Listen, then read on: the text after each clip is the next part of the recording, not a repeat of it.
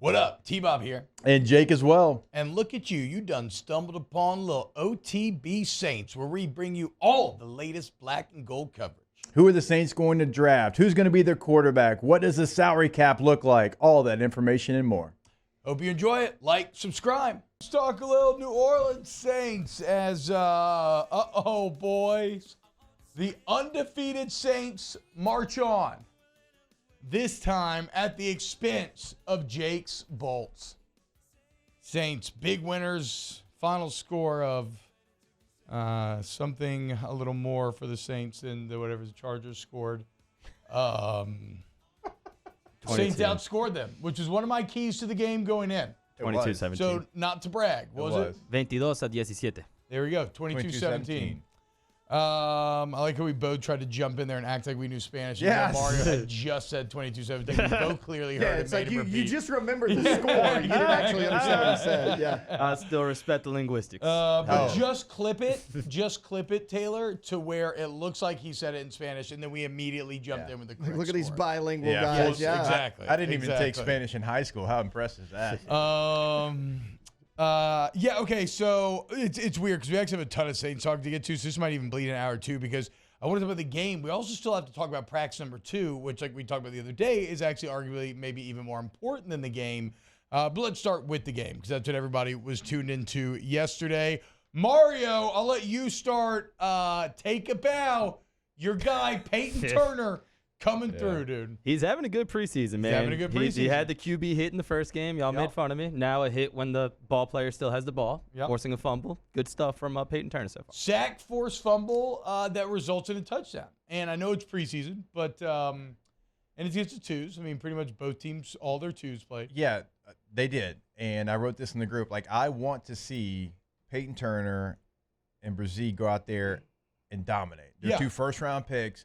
Like, you want to see them because the Chargers did play their backups, and the Saints did too. And those 2 guys right now aren't starters, but it was good to see them do what they're supposed to do. And they did. Like, that's no slight at them. Like, they were supposed to go out there and make plays, and they did. That's a step forward in the right direction. So, like, if you can help the Saints at all, like, Brian Brzee is going to be somebody, and I told you all this, like, if he plays 20 to 25 plays per game, maybe not even that many, but you're like, hey, when you're in there, by God, hair on fire, just get after it. Because you have 2 veteran defensive tackles that can play a majority of the snaps as well. If he can be a disruptor in the middle, I know he's a first-round pick. Like, why shouldn't he play every play? Because if you get value out of him and he wreaks havoc for his amount of plays, you're still getting value. You don't have to be out there for 60 plays to do that. So that feels like a real role for him that he could do for this team moving forward. Well, and we get into D-line as a whole, but, yeah, I mean, Malcolm Roach continues to play very well. Kalen Saunders had nice moments. The lighter, remade defensive line has been very good in preseason for whatever that's worth. So, to your point also, Jake, yeah, it's like, okay, Peyton Turner, Brian Brzee, they get the thumbs up for dominating the twos, and someone like Trevor Penning, I want to see more out of. Like, you're out there with the twos, you should have looked better. Yeah. He still looked very raw. He looked very young. He looked inexperienced, which I guess is true. He is all of these things, but, like, it's not a great place for your left tackle to be entering the season, especially when you're going to be relying upon him. But that combination, that sack, force, fumble that turns into a touchdown right on the other side, like, that's the sort of play that will win you games. And that is the sort of play that if Peyton Turner can emulate that during the regular season, that will make people suddenly very happy with him, and he can shake off whatever disappointment he's had in the past. And then how about Kendra Miller, dude? Yeah. I mean, he has to be the other big headline of the game. I would say Miller in the D-line to me. But he had the diving catch in the reel route. He then torpedoes in for a 7-yard touchdown run. And what a lot of people are highlighting, rightfully so, the blitz pickup. Yep. Right? And it was just one. On ESPN, like main ESPN just did a breakdown of it. Oh, what? Yes, Really? they Okay, did, hell yeah. Shout out. But yeah, I mean, look, and to me, even more than all of it's really the whole is greater than the sum of its parts.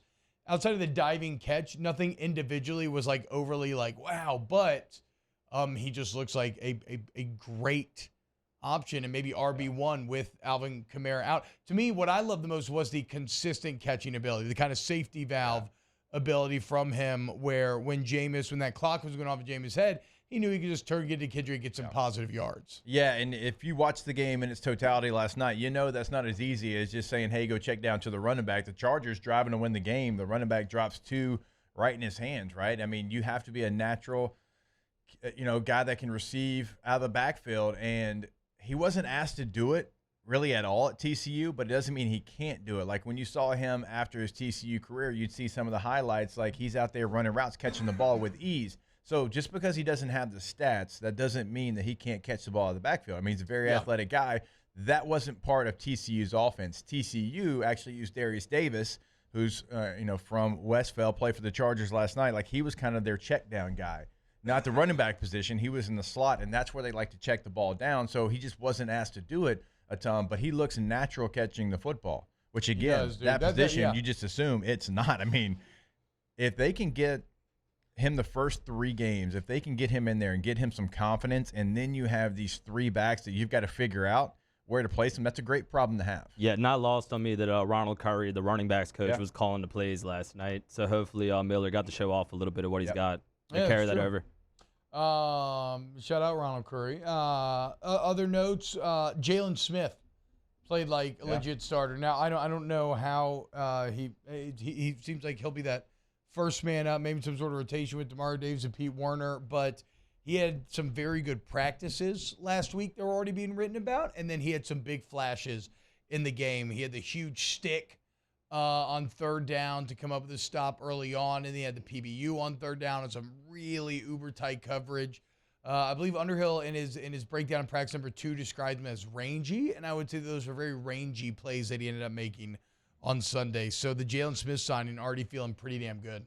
I agree with you. It was a position where you felt like you probably had to add a veteran player. You didn't really know what was behind your 2 starters.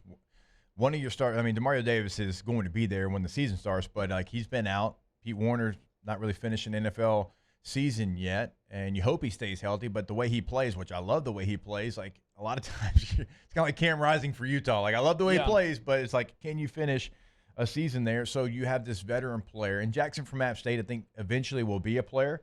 Now, he's probably going to be a special teams war daddy before he gets there, but you needed somebody. Like Zach Bond is better on the line of scrimmage than he is off the ball. So you had to have somebody, and this is somebody that looks like he still has some juice left. I don't know why he wasn't signed. That's a little surprising when we read kind of the bio, was that last week when he was signed later in the week, but he feels like he can help you if he has to help you. I don't know if he's going to be in there necessarily unless he has to be, but that's okay. Like he is there for now. Does he want to run down there on kickoff and kickoff return and punt? Because you're going to have to if you're the 3rd linebacker. Damn.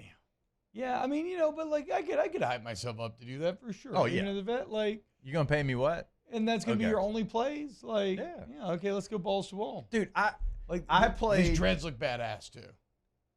Yeah, they do. He looks like he's ready to hunt.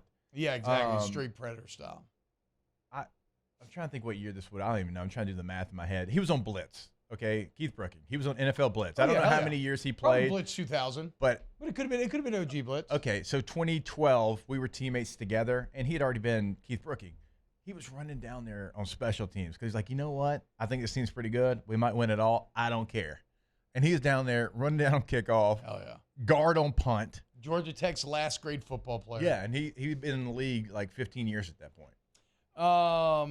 So, but I mean, again, with Jalen Smith, the point is, how much should we worry about the linebacker depth at that position and what was going to happen? Well, if nothing else, linebacker depth, I think you should, your concerns should be alleviated. Wow, just amazing black and gold takes right there, Jake. I don't think I've ever heard any takes that are better than the 2 guys that just gave you that take. And you can keep getting them by going ahead and liking, subscribing, ringing the bell to get notifications when we post. Have a great day. We'll see you on the next OTB Saints.